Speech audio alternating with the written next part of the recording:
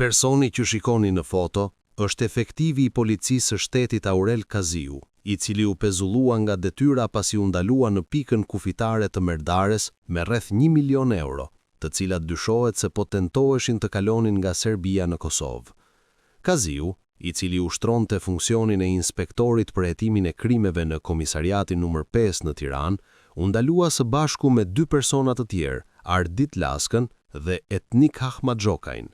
Sipas informacioneve paraprake nga autoritetet në Kosovë, ekzistojnë dyshime se shuma e konsiderueshme e parave mund të jetë e lidhur me veprimtari të paligjshme. Në urdhrin për pezullim, theksohet se efektivi nuk kishte informuar strukturat drejtuese për lëvizjet e tij jashtë territorit shqiptar, një shkelje që rëndon pozicionin e tij disiplinor. Ndërkohë, hetimet vijojnë për të zbardhur origjinën e shumës së sekuestruar dhe rolin konkret të secilit prej të ndaluarve.